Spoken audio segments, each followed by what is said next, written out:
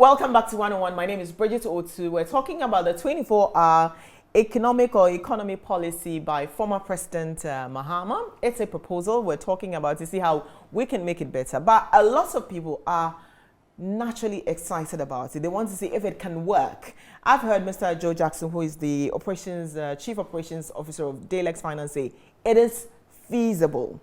And then Dr. OSAE KWAPONG, John OSAE KWAPONG in the studio here, is also talking about, yes, we should give it a chance. Like, what have we got to lose? At the end of the positive thing is we'll have a lot of people being, employed into the system, if it works, of course. And that's where we were on the point that we were on before the break. Dr. Sapon, again, we talked about cost before the break, and then I wanted to hint on Dr. Mahmoud Bawumia's campaign approach of saying that the 24-hour economy by President Mahmoud doesn't make sense. He doesn't know what he is talking about, and that chop bars work for 24 hours. First, when you heard that comment, what did you think? I think my initial reaction was, well, I understand reducing it to that, right? I mean, you have to reducing it to what? To a flippant statement that says we already have it. This won't work. It's coming from former President John Mahama, etc., etc. But I think it's also part of the process, right? I mean, I'm a realist enough to know that politics, there's a certain amount that you would have to take some punches, for even whatever good idea you have. So that is to be expected. I suspect that, or I hope that after the own work, it's not a good idea, etc., etc., some alternative. Because for me, I believe that is what we should boil our elections down to. A fight over ideas and alternatives. So if one person says unemployment is a problem, this is the way I think we should go. If the other side thinks, okay, yeah, unemployment is a problem, but I'm not sure your idea is the way to go. Here is my idea. And then, we debate it, we subject it to scrutiny, etc. And voters ultimately get to make that choice of, do I want to take my chances with option A, or do I want to take my chances with option B? Yes, there are some who would vote based on their party identification regardless. All of those things are part of the electoral campaign and elections. But I would hope that beyond the initial discard the idea, we would then also see that alternative from Vice President that says, here is my better vision, here is my better idea. And he's not I don't doubt that him and his team would be able to also craft what something they think their policy solution should be. I mean, he's a well-trained economist. So I'm sure he understands these things. But is it that he's against it, or it's because he came from the former president? From where you sit, what do you see? Probably a combination of the two, right? Probably he thinks, well, maybe not necessarily a 24-hour economy, but some version or maybe some other idea is the direction in which we should go. And then, of course, former President John Mahama is his main opponent when it comes to the election. So you not only, in any election, you not only sort of knock down the ideas of your opponent, but you also have to knock down your opponent as well, right? It's, you know how politics is, right? I have to both say your ideas are not good, and you, the person, also can't do it. I'm the better person, and I'm the one with the better ideas. But is that a good strategy? I mean, currently being employed by Dr. Bawumia, because he seems to be on an attacking mode. It's almost as though he is the opposition leader and not the person in government. Right. Is that a good strategy as a political scientist? I mean, you also have to understand the difficulty that, that he is in. What difficulty is that? I have said that part of the challenge is he would have to, the economic situation we found ourselves in, some of the challenges the country has faced. Dr. Bawumia, Vice President, head of EMT, he's been part of this government. So he has a difficult job of explaining to the Ghanaian voter what happened. It's the question I've been asking. Anytime I look at the hope, the goodwill, and everything from 2016 to 2017, and some of the challenges, I always say, what happened. So that's one of his major tasks, is to help the Ghanaian voter reconcile all the policy arguments that was made in 2016. Which he was key. In fact, Precisely. he was the main voice. driver, yes. So he would have to reconcile 2016 with what has happened and bridge that gap, right? I mean, and I'm sure he can come up with plausible explanations. It's up to the voter to decide whether they wholeheartedly accept it or not. And so that's the challenge that he finds himself in. I also say that in doing that, he would have to walk a fine line between doing that and also not sort of appearing that he's throwing his own government under the bus, right? Would he have to, at some point, maybe admit that some of it was the government's own doing? And if he does that, what message does that send? So he's in a tricky... Isn't that the biggest challenge and problem with Dr. Bawumia at the moment? Yeah. As in, there's a certain stubbornness to admitting or taking responsibility to the current challenges that we find. He seems to rather say, look, everything is here. We may have, but we're fine. Why is it so hard? You know, and I will just extend that to politicians. Why is it so hard for them to admit that, okay, we got it wrong, or we've made mistakes, we could do better? Instead of saying, okay, it's fine, it's the opposition that doesn't see the good in what we're doing. Why? Why is that so hard for politicians and Dr. Bawumia in particular? Well, if you also look at particularly elections as the key mechanism that your citizens use to either, quote unquote, reward you or punish you, right? As a politician, you always want rewards. You don't want punishment. Punishment meaning you don't want to be voted out of power. You want to be kept in power by the voters. So part of that psyche then is, do I really want to go to the voters and say, okay, I was wrong, I made mistakes, etc., etc.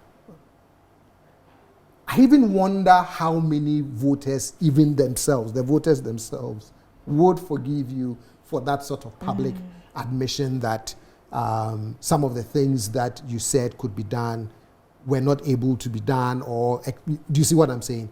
That's why I suspect that most of the time what politicians do is they find reasons for the challenges. They never would frame it as failures. They would, you know, political language is always, these are the challenges that we face, here are the reasons, etc., etc. But if we do this and I'm better than the other person, that's always how campaigns would always be phrased.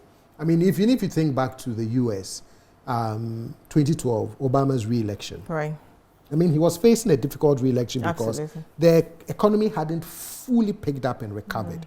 Now, he in 2008 had said, look, just vote us into power. We would get this thing done by the end of my first term. Up comes 2012 re-election, and he had to say, well, I didn't know that the recovery would take that long. Yeah. You know, so I think it's just something that goes through the minds of all politicians to say, I have to find a different way of communicating with voters, otherwise they would punish me. But I think ultimately voters can also read in between the lines of what politicians say to them, and can at some point make that decision that says, I keep you or I don't, I don't keep you. Of course, you'd always have your party's base, your diehard supporters who would go with you. It's those in the middle who can switch their votes then that gets to say, okay, we accept the explanation, or we don't, we accept the narrative, or we don't, and we move on.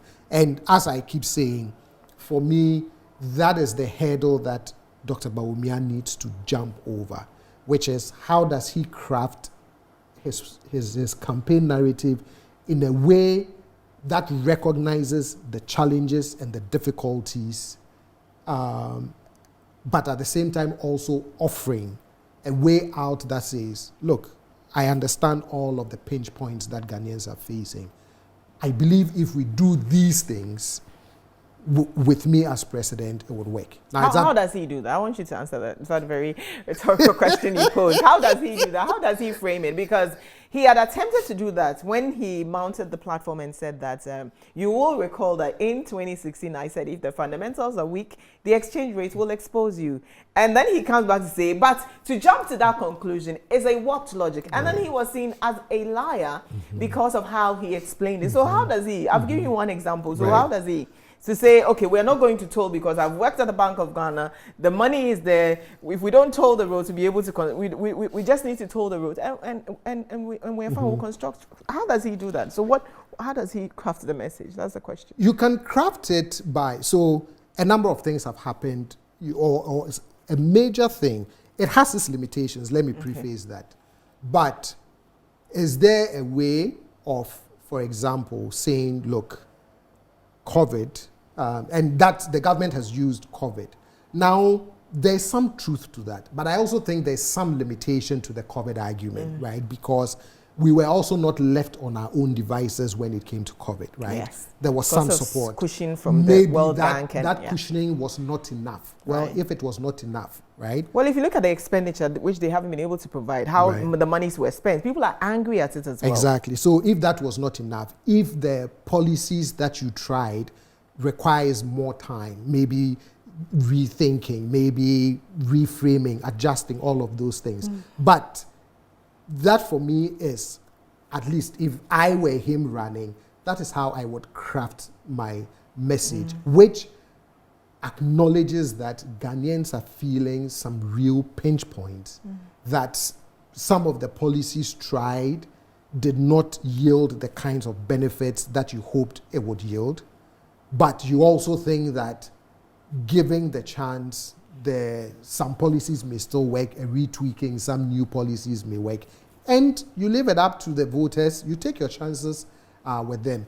I think the one thing that, in my humble opinion, and I call the MPP people my mother's party's people, right? I keep saying, I think one of the things that they haven't fully embraced yet is the idea that the prospect of a John Mahama presidency again, from my reading of the political climate, doesn't necessarily, quote unquote, scare people, right? So the phrase, the alternative is scary, that's not the alternative, I don't think carries the same political weight anymore than it did a couple of years ago. Maybe even in 2020, it may have had a little bit, but when you read comments, particularly in social media spaces, when when I sit in an Uber and you talk to, people, it's like, well, we lived, we survived. So we would live and we would survive again. So I think for me, that is really not a strong selling point now for them. It really has to be acknowledging the pinch points and showing how a Dr. Bawumia presidency would be different than a Nana Addo Akufo-Addo presidency. And maybe that could be one of his saving graces. Okay. Would the NPP have been better off not presenting Dr. Bawumia as president, as flag bearer? Not necessarily. The only reason, one of the other reasons I say that too is, look, he worked hard for it. People talk about... You mean he paid for it? Oh, Bridget. This is a man who came into the party in 2008, right? Yeah. But he's really worked hard for the party. He's taken all of the punches. He's taken a beating for his party. With punches, people have had haircut. 30% of their investments have gone off. And rightly That's so. not. It's the people who have taken the punches, Bridget, not him. Yes, and rightly He so. rather has inflicted wounds. Exactly, and people are punching back, and rightly so, right? But when was the last time you heard him? So, he's been very careful not to say much, about the economy. All of the things that are said, but he really made sure that he built for himself a strong constituency within the party. That, for me, is what led to to him. Yes, I always knew that. But that wasn't overwhelming. I mean, he had 113. Kennedy Japan had over 70,000. I mean, but still, right? So you're saying he worked hard not to be rejected? No, he worked hard to win. I mean, he was. No, he worked hard not to be rejected in the sense that for Kennedy Japan, right, who did not have as much resources as by resources I don't mean even money, but resources having the state kind of resources behind you, right? Almost looking as if, I mean, the whole establishment candidates thing. For him to get that over 37%, I mean. Yes, I mean, yes, he did well. So, but Doc, because I feel like you're not speaking to the stats. Because it looks like he struggled. He literally fought to not lose it. But he had to fight for it though, right, Bridget? I mean, if you look at the But NPP, if your party gives you that kind of response, that kind of like lukewarm response. Well, I don't think it's but Bridget, think about the NPP since 1992, right? This is a party that has a history of very competitive primary elections, right? To the point where a certain vice president was not even chosen as flag bearer, right? So it goes to show you that they won't hand it to you, they won't give it to you automatically, even if the establishment is behind you. So to have pulled 6 out of 10 voters, for me, it was no mean thing. And think about it. He visited every single constituency, spoke to every delegate. I mean, he cultivated the delegates to make sure. So imagine he didn't do any of that. And for an establishment candidate, he didn't even take that for granted. Right? He didn't sit back and say, you know, it looks like... But that's because people, the delegates felt like presenting him would mean a defeat for the New Patriotic Party, in an easy defeat perhaps in the 2024 election. That's why I asked, I mean, the question about a different candidate would have a different campaign, would say, look, I was not part of, this is Nanado's vice president, right? But I was not part of it, right? So a different candidate like Kennedy Japan could have easily said that, right? But he's also NPP, he's also part of the government. So yes, he may not be, quote unquote, as close as a vice president, but he's also a member of parliament. He's speaking for the party. Do you see what I'm saying? I mean, yes, when I watched the Honorable Kennedy, he found a way during the primary campaign to hit at his, at his own party, point out some of their challenges and feelings. But he's a little further away. But no matter what, any MPP candidate, right, especially if they served in government, would have faced the same challenge because of the economic challenges. So Bawumia was the best. So no, not per the votes, but as in, you don't think that he's hard to sell compared to any of the other 9? I don't think he's... Or the other 4? I don't think he's... So you think they had... Okay, so the others had the same chance as Bawumia? Oh, the same chance to win? Yes. No. To win the primary? No, in Ghana. No. I mean, the national election. So I'm looking at the national election. No, the national... No, I don't think all of them had the same chance to win the national election. I mean, there was a point where I thought, okay, Honorable Kennedy, particularly because of the nature of his politics, right? He punches hard, he fights hard. He would have given President John Mahama a run for his money, right? So the nature of his politics is what would have made me say, okay. Sounds like a grassroots man. Except that I also don't like adversarial politics, right? It troubles me when politics is too... That's why for me, Dr. Bawumia was the right candidate for the party. Right. Now, as to whether he would be able to jump the hurdle from party to national and win the presidency, that is a very difficult proposition, which is why I keep saying he has quite a task ahead of him. Wow. To convince Ghanaians that, look, I can make this work. Because all people will do is, and you've been seeing that, they will just show his tweets, his posts, his videos, right? And they're compelling. At some point, he would have to speak about the economy. He cannot forever stay away from speaking about the economy. Is it a bad strategy that he's employed so far, not to talk about the economy, which was the main thing that endeared him to people, to literally vote for them in 2016, and of course they gave them a second in 20. Yeah, I personally don't think it's a good strategy, right? At some point, look, you are going to get the punches anyway, so take them now, speak about the economy. Let's enter into 2024. You can't run away forever from the economy. I'm sure he would be able to find an explanation, a narrative, but whatever it is, at some point he would have to engage in the media spaces. Okay. He would have to give a major economics policy speech like he did the last time and speak to it, because that is what Ghanaians are feeling. Look, 2022, the most recent Afrobarometer survey, the number one most important issue was managing the economy. So he definitely would have to at some point speak about the economy. I think over the weekend there was a post. I think it was the women's organizer, one NPP, who said Dr. Baumia was opposed to the e-levy, the electronic transaction levy. They just dropped it to see reaction, I think.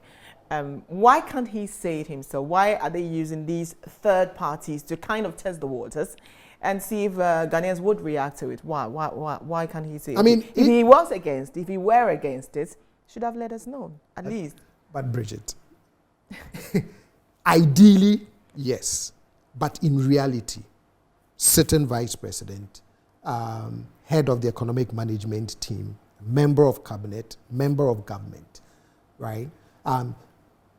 How do you come out and publicly say you oppose a major policy move by your government to try and raise revenue because of a major budget shortfall that we were facing of almost, I think the deficit was about 30. The projected deficit, even with e-levy, was about 37 billion, right? Wow. I mean, there are times where you have to be a team player. Now, I think there's been some report that said he never said he was opposed to it. But again, this is why I keep saying, if I were the people on his team, I won't wait too long. Now that he's won the nomination, the first things, I mean, his nomination, when he won the nomination, he gave a speech, a good speech where it was more, here's my personal story of triumph, that ultimately today someone like me can become NPP flag bearer. Beautiful, good story. But there's the second half of that story that he needs to tell, and he has to engage in a conversation about the economy.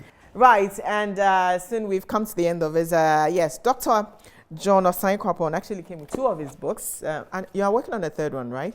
Yes, so what's the title? The 3rd one, I can't give you the title yet, but it's about... What is the subject? Former President John Mahama. Oh, wow. Yes. So these are the 2 books. I hope these are mine. Yes, these are yours. You. So he's going to sign them for me, but let me just read them to you. The first one, I love this, says, note from the public square, what Ghanaians said and how they felt during the Kufuor's presidency. Notes from the public square, what Ghanaians said and how they felt during Kufuor's presidency. And the second one, I love this, says 5 presidents, 8 elections, 30 years later, how Ghanaians see their democracy. You can get somewhere. Amazon. Where? Amazon. Oh, yes. Amazon. So he's online. He's digital. Mia says we are working 24/7. ECG works 24/7. So the 24-hour economy is already in progress. So we don't need to listen, right? Okay. So that's it. My name is Bridget Otu. Again, go on our social media platforms and put all your comments there. And we'll be happy to read them. Yes. See you again next week. Have a good evening.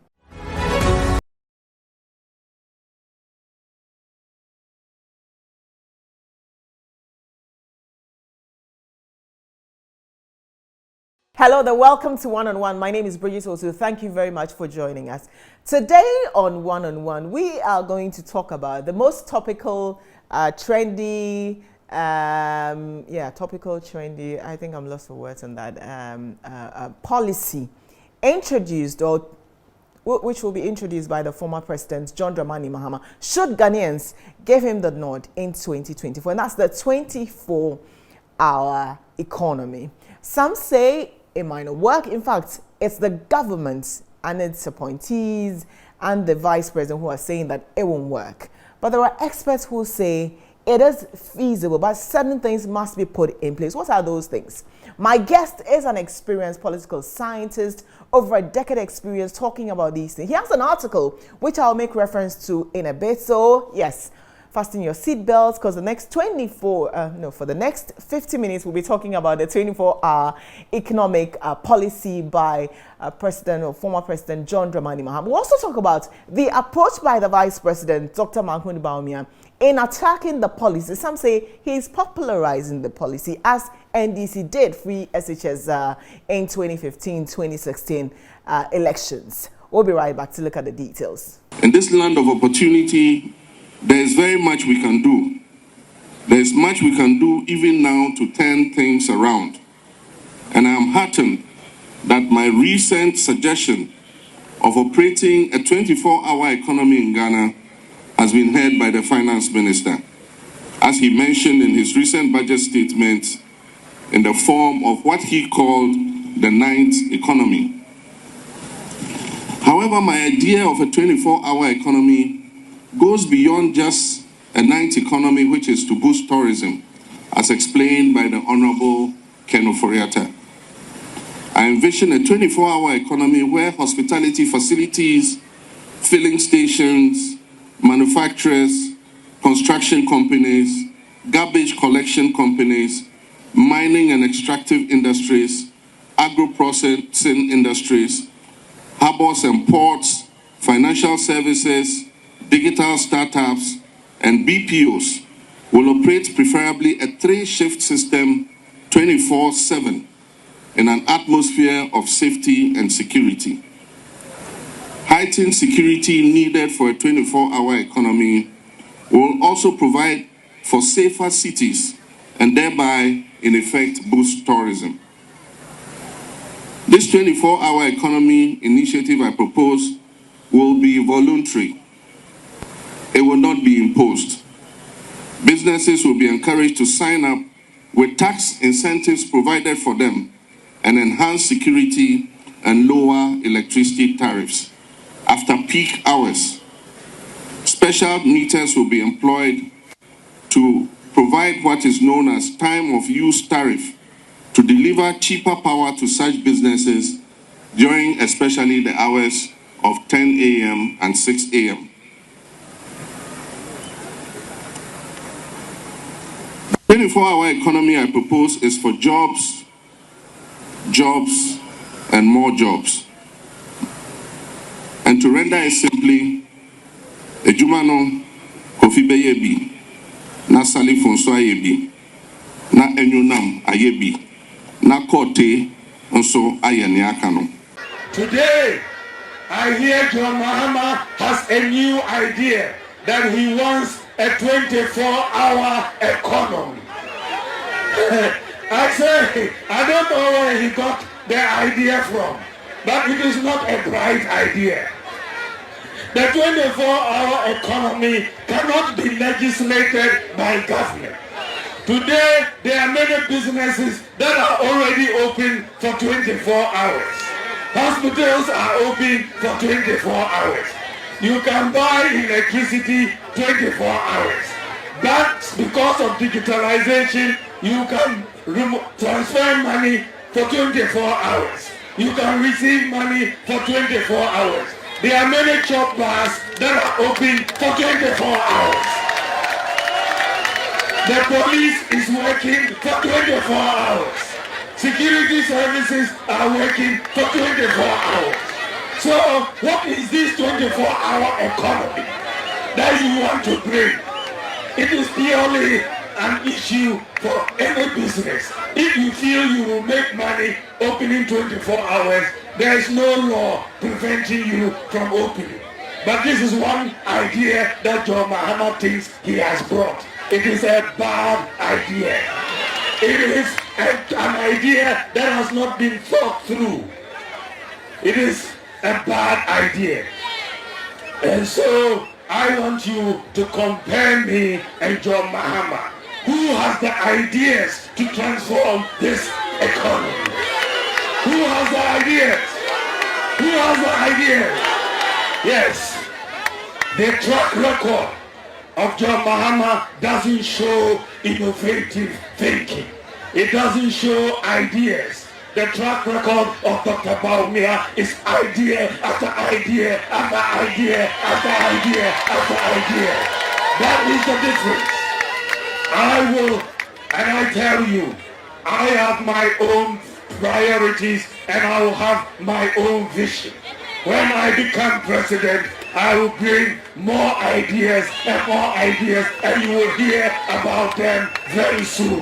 Thank you very much. God bless you.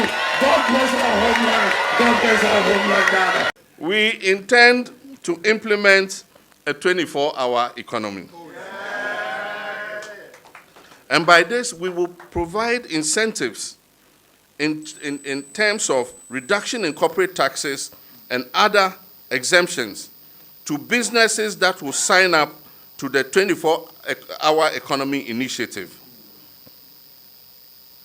And if we remember, in the past, but then we must also look at the security side and make sure that we provide them with security. Because if you remember, in the past, filling stations used to work 24 hours. Unfortunately, armed robbers started attacking them, and because of that, they all closed at about 10 o'clock. And so if we're able to provide them with adequate security, businesses and services like that, there's no reason why they can't operate 24 hours. And we'll give them the tax incentives to be able to do so. We'll identify and promote strategic growth areas such as IT with a targeted $3 billion investment and drive an aggressive infrastructure development under our Big Push program. We will shift attention from the macro economy to the micro and focus on growth in the real sector instead of just on macroeconomic stability. Additionally, we'll support the TUC and organized labor to expand its current investments and establish new joint businesses and ventures with third parties to also provide employment to our people. And the Vice President is saying that he understands the region. He says these 24-hour economies, hey, my brothers, when we work in our farms and we are tired in the night, we have to sleep with our wives. So we have to be with our wives. So in the night, you want us also to go and be farming, and then people will come and take our wives away. Hey, now we have to be careful about this 24-hour thing. My guest is Dr. OSAE KWAPONG. He's a political scientist and also a fellow of the Center for Democratic Development, Ghana. Thank you very much for joining us on One on One. Thank you very much. I will talk about your piece, but the issue that is currently dominating headlines is the 24-hour economic policy. But this statement by the Upper East Regional Minister, Stephen Yakubu, who says that the proposal by the former President John Dramani Mahama to introduce the 24-hour policy will mean that men will not have the opportunity to sleep with their wives because from farm they want to do that. And I listened to it, I laughed at first, but I also look at the danger in proposing that. Why is he deliberately sounding ignorant? Why? Well, in as much as I hate to say this, sometimes that's also the nature of politics, right? That with good policy ideas, the way sometimes you knock it down is if you can reduce it to a sound bite, or you can reduce it to some very practical, everyday issue that, quote unquote, the ordinary person can relate to. Right? So if you were to go to a particular segment or section of the society and you want to, discuss the intricate details of it, high-level policies, things like that, there's assumption that maybe they won't understand. Right? But if you relate it to an everyday life activity or experience, they will be able to understand that. But to get them to relate, it's unfortunate that that is the example that he ended up using. I think I saw it on someone's page on Facebook. Right. And one of the comments that someone made was that, well, that's the way you, quote unquote, talk to the ordinary person to understand some of these things. But for me, then, it also assumes that the average voter is not intelligent enough. It's stupid, literally. Right, to understand some of these things. And I think it's an unfortunate mischaracterization. But is there some level of, are you saying then that, I mean, yes, I don't agree that the voters are stupid, but are you saying that that kind of one-liners work, and in this case, a 24-hour economy, right, will put it in people's minds that we're going to work for 24 hours, and so we might. Are you saying that it works in your area? So you can reduce it to sound bites in positive ways, right? So look at how all of a sudden it's the 24-hour economy, right? And that's how we've been framing all of the conversations. Now, in some people's mind, then, what does it really mean, right? Does it mean that you're working around the clock? Right. So in the case of this minister, Right. in his opposition, he's using this example. But I don't think the former president is intending that if you are a farmer, it means you should work 24 hours. So I think that is also part of what, as he and his team continue to push this idea, they would have to pick up on some of these nuances, because you also don't want people to think that what he's suggesting is nobody gets any break, nobody gets any sleep, and 24 hours around the clock, everybody is working, right? Okay. Everybody, meaning you, the individual, would not be on the job 24 hours. Okay. So when you look at the policy as proposed now in the public domain for discussion by the former president, in your expert opinion, I know you've written about it, you're kind of like positive about it. You see prospects. So I want you to talk to me about where are the areas that are advantageous for Ghana to benefit from, because we cannot run, I know the entire country cannot run on 24 hours, but where are the places you see opportunities or advantages? So if you think about an area like the industrial sector, right, particularly manufacturing, if you can package the incentives right. So I'll use a personal example. Right. When I finished O-level years ago in '92, I worked for a printing press, Commercial Associates printing press. Okay. We normally would work between the hours of 7, usually by 4:35 we'll be done. But when there was a lot of work, we would extend the hours. So sometimes we would work 6 to 6. If they were really overwhelmed, we could push it to about 8 p.m., right? So in a sector like that, where there is demand for his service or the things that he used to do, Commercial Associates, I don't see why, with the right set of incentives, given the volume of work at stake, he has to shut down by 5 or 6 p.m. because traditionally that is what we are used to, right? If he can extend the hours, which means that he can employ a few more people, he can give others maybe some extra hours in overtime, things like that, then you have, an enterprise going, people are employed, we are generating income, right? Government is providing that entity with the right type of incentives to be able to do that. So you can look at particular sections of the economy and say to yourself, which areas can we, as I said in my article, can we scale up? Can we leverage? Can we expand? Because perhaps they would like to, but if you don't offer the right incentives, then there's that sort of the holding back. Let's be honest. We've had some kind of economic activity at night. I'm sure everybody can tell a story about some Uber they took after midnight or some Killy-Willy they bought at 11 p.m., things like that, right? But you can look at, sectors of the economy and say, okay, there's some potential here if we can really offer the right incentive. Because ultimately, government cannot create all the jobs, but government can put in the right incentives that allows the private sector to create jobs. And some of the incentives that former president is talking about are some of the incentives that, not even just in Ghana, but all over the world, governments use to entice private sector to engage in economic production, economic activities, which then leads to jobs and a growing economy. I mean, if it all works out, yes, no policy is perfect. I'm sure it would run into some, they would have to fine-tune all of the details. But in principle, I don't see why this is not an idea we can't give it a shot, especially because unemployment continues to be the major issue on the mind of Ghanaians, right? Okay. If you look at Afrobarometer, 8 different times that Afrobarometer has asked the most important issue, 5 times unemployment has been number 1. Only once has it been infrastructure, and twice has it been management of the economy.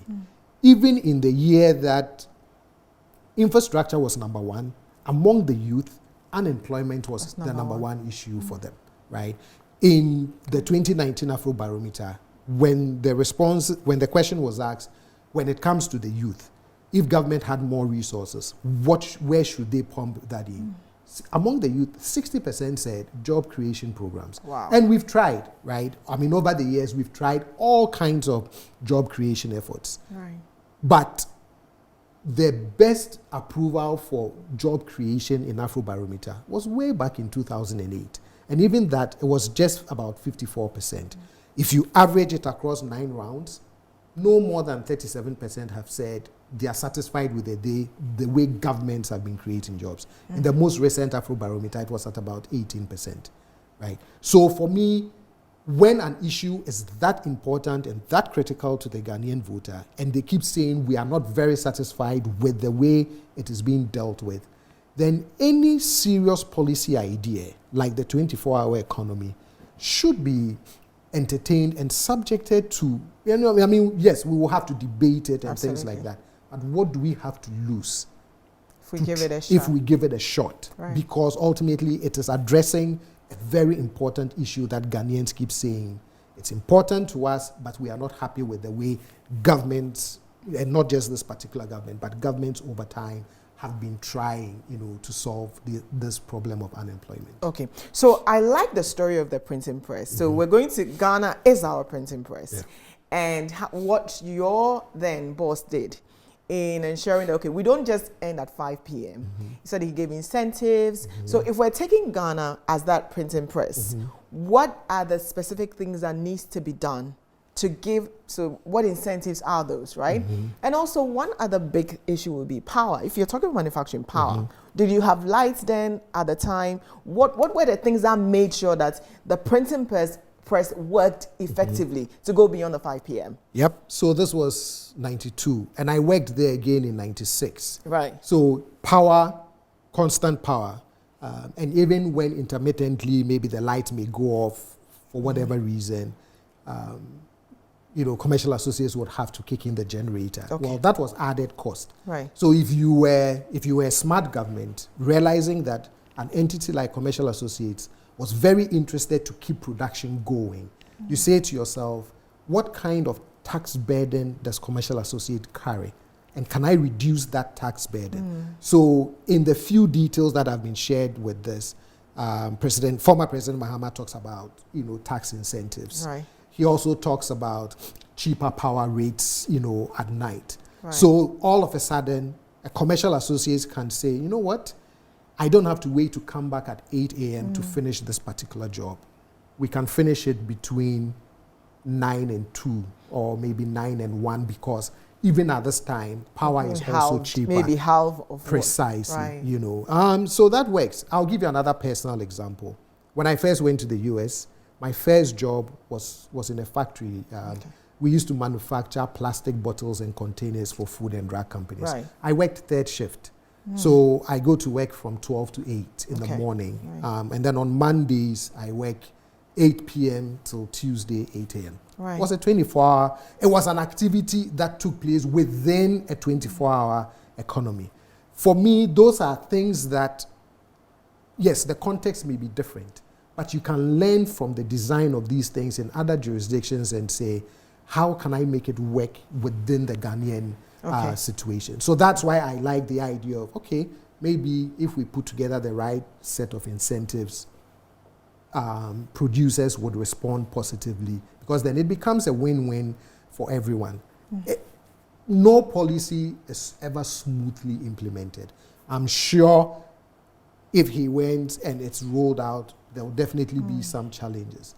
But for me, when you have a policy problem that continues to endure, you have to keep trying all ideas that would help you get out of it. Okay. And for me, I don't see why we shouldn't try the idea of a 24-hour economy. Okay, so one would say it would require, I've heard some say it would require a complete overhaul of the systems we have. So for instance, there's this perception that we don't even use quality materials. So if I have a machine, the machine probably is also set to work maybe 8 hours. The machine, I'm not saying that things from China are not good. I'm talking about the grade.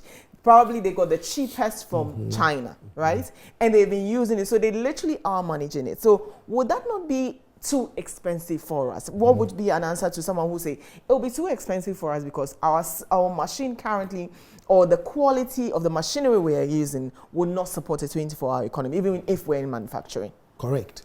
And that's a fair point. So to the policymaker, you have to pay attention to some of these things. Okay, so let's go back to commercial associates. Well, if that particular printing machine cannot handle 24 hours of printing, right, maybe commercial associates may want to replace that printing equipment.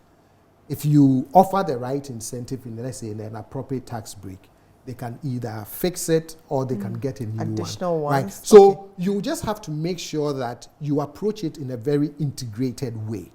So if I'm going to go to commercial associates at midnight to work, I also have to think about my personal security. right, Right? right. So you have to Security, incorporate absolutely, that into the policy. right. In case that the lights go off, it means that I have to buy fuel Right. to, Standby generator. right, maybe if I want to use a generator. So are you thinking about how you link the policy in an integrated way to make sure that every facet or every step of the way, we are all in sync? Because if we do it in a very coordinated way, I don't see why then we shouldn't be able to reduce some of the challenges that, definitely I'm sure would prop up when such a policy is implemented. Okay. What is not in short supply is talent or persons. So for the 24-hour economy, I can confidently say that we have the people, because there are a lot more people who are not working, all right? What is it that we lack? When I interviewed former President Kufuor for, I wrote a book about him. Right. One of the things he said, because I asked him about why job creation continues to be one of the major challenges. And one of the things he said was the demand for jobs far outpaces the supply of jobs. Right. So one of the things that, as a government, you have to constantly think about is how can we increase the supply of jobs? Now, he educated me to say, look, government can't do all of it, right? There's so much space within the public sector that government can employ.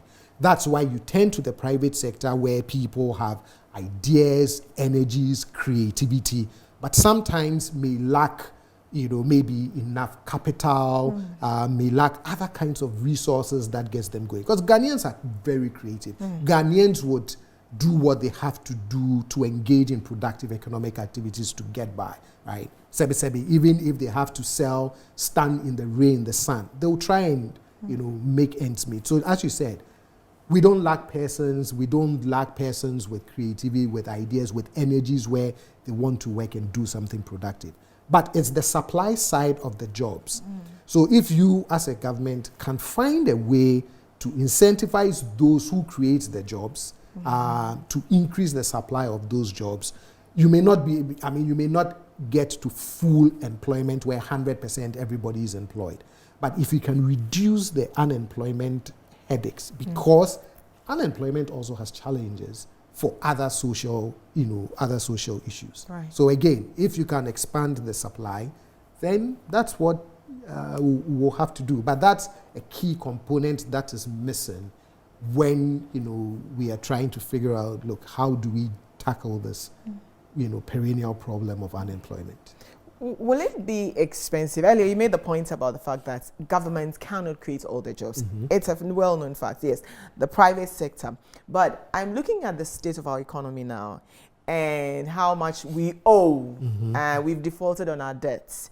And then this proposal comes in. It's exciting, but do we have the capabilities in terms of resources, financial, I'm talking about cash, to be able to say we are expanding our economy? Or what is the cost of not even attempting to implement a 24-hour economy?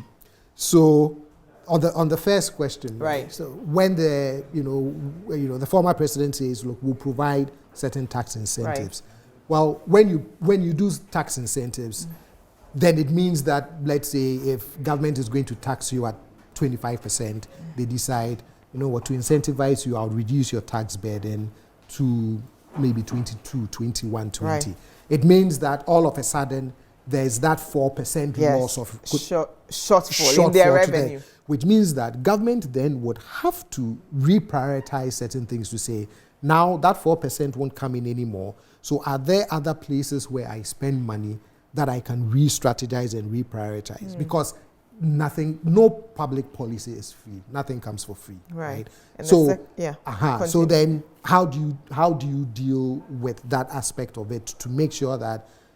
But then again, if you are losing 4% in expected tax revenue, but then imagine if the economy itself is booming, right? That you're generating enough economic activity, even at that reduced tax burden rate, you'll still be able to make that shortfall, right? So again, this is all other things being equal, as like my friends in economics would say.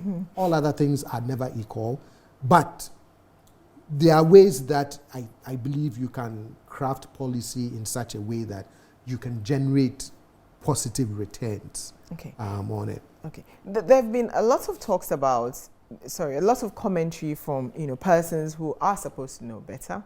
The Vice President, Dr. Mahmoud Bawumia, has been on a campaign trail, literally, and bastardizing, for want of a better word, bastardizing the 24-hour economic policy by the former president. He hasn't told us what he would do differently or what the alternative policy is. He simply said he has better ideas, he has a new vision, and he keeps, going on and on and on about it. After the break, I would want Dr. OSAE KWAPONG to respond to some of the comments in fact, the first comment, which you saw earlier, we played the video and so you saw that earlier, about Dr. Mahmoud Bawumia, who is Vice President, who is the chair of the Economic Management Team, under whose leadership the current crisis sits, bastardizing this policy and what the implications is on his own campaign in an attempt to break the 8 as the campaign, as the mantra for the NPP. We'll be right back.